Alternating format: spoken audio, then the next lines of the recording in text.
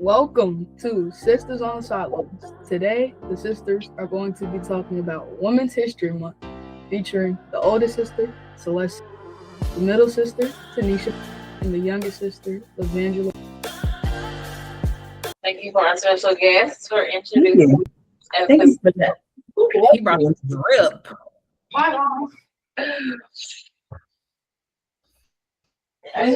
history. So we are on historians in our own right.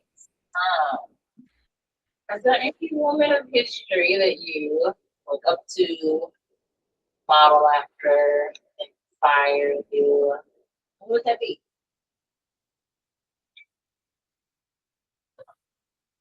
Tanisha. I'm gonna start off with Meemaw. Just her role in the family, everything she did for the family, the paths she created, the power from her that was handed over to us.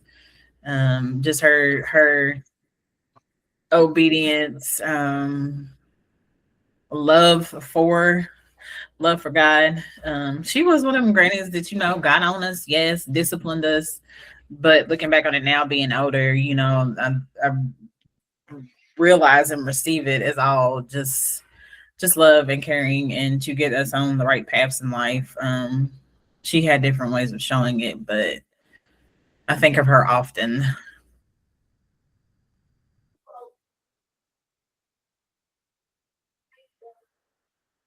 Celeste, is there anyone that you would like to share? First of all, I'd like to thank myself for being a women's history because I am a historical woman. But like the like the shirt says, I was powered by the women before me. And I guess the aunties, because each one of our aunts holds specific personalities and capabilities. And Lord, if they had to put up with each other, that's some strength right there. Courage and wisdom. Anyway, They still carrying it today.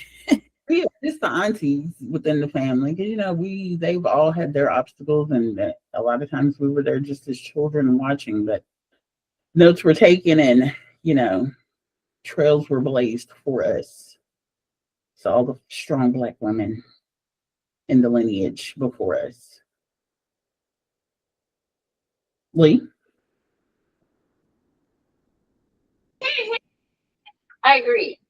Um, both of what you're saying. Not with this one person, but like you said, a lineage of people. Um, and bits and pieces of things that we picked up from them along the way. I guess a meanwhile, it would be her like home remedy stuff and the different side of spirituality that she attested to that wasn't always as aware or obvious as a child. But now looking back, some of our ancestral roots were practiced within some of the things that she did. So just having awareness of that now. And then with the aunties for sure, and our mother, instilling that level of strength and resilience in us.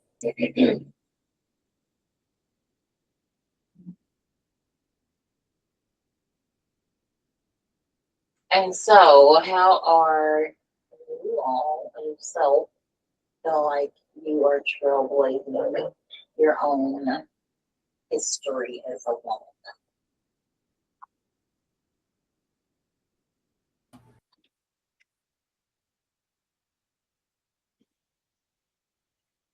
I'll go first. So, okay, so you want to talk about work? With work, in the space that I live in, open racial development training, I've always often been the only woman of color. So within the last organization I worked for, I represented that for 6 years. So within that space and not only showing up within my industry, but also representation matters. So being that face that others weren't familiar seeing, but were comfortable enough to approach. And when you were the only one, you've seen others who had shared experiences, so you became a safe space. So I became a safe space and a safe space for a lot of people that I used to.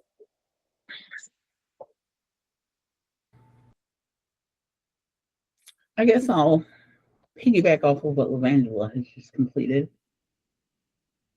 It, it's very similar, being the only woman of color in information technology services. It's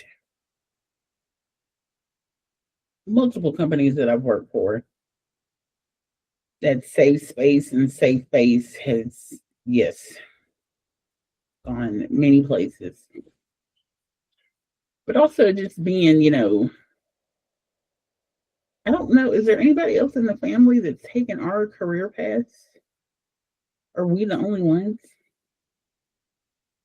Technically, Judy went into HR, which I didn't know until years later.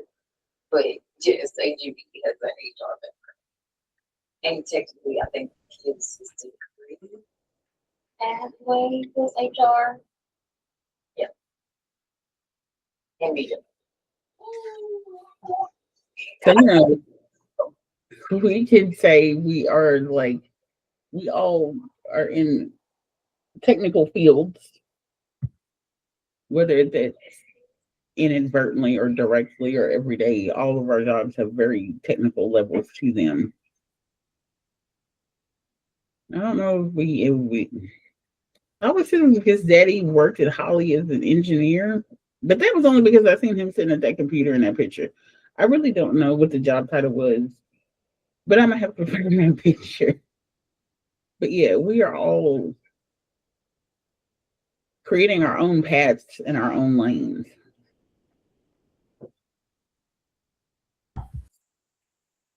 Yeah, and also piggyback off of what you all said. Just kind of still being that path for the younger generation. So I'm usually not one that is doing presentations, of speaking in front of groups, but usually at most organizations that I've worked for, if there's any type of mentorship program, especially with focus in the technology field, just to be on a panel, just to speak or pair up with some woman from the younger generation, I always take those opportunities, especially relating to our culture, because no one can tell our past, our trials, our testimonies from the start to corporate office like we can. And I just want them to have it just clear, raw, and uncut. So A, they know what they're getting into. B, they know that there's struggle, but you can overcome that struggle, and just kind of letting them know that this space is also for us, because it's also a space that's very challenging for women, and challenging in the aspect of having to prove your worth, show that you're just as qualified as anybody else. So we are worthy in any field, but technology is one that I feel,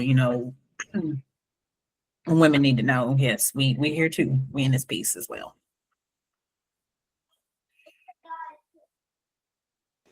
Very true. And from my perspective, just thinking about all position fields, how they can intertwine or overlap, um, and just being that support system and sharing lived experiences from other people's perspective. Like if I work with somebody who was on a project and building the features of the project, like I can see you can share your experience, Tanisha and Celeste. It's like, well, if you need IT, this is how you approach it.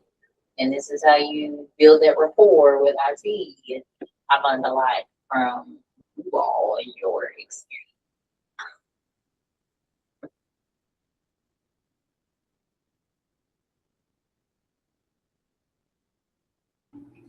How are you celebrating Women's History Month? Or is it one thing celebrate? I don't think I've ever celebrated Women's History Month I don't remember it being celebrated at my workplace, but it could have been. Sometimes I just tune work events out. But I don't know. I guess the way I celebrate is to keep learning and keep powering ahead in certain projects I've taken on, whether solo or group. So if you want it done right, might as well do it yourself. And Tanisha, how about you? How are you celebrating this Women's History Month? I'd say creating a path for myself using the knowledge that's been given to me to go stronger, go bigger, not let the fear or some common complexes in corporate life that often hold women back hold me back, and just being stronger, wiser, and bolder.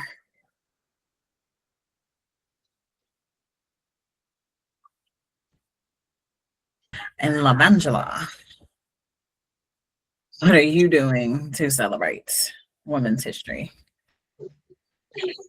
I think being more intentional about relationships and giving people their flowers. So celebrating those who either contributed, not necessarily contributed, but provided me a safe space. And just letting them know that they're valued. So being intentional about the relationships that I have with the women who are in my circles.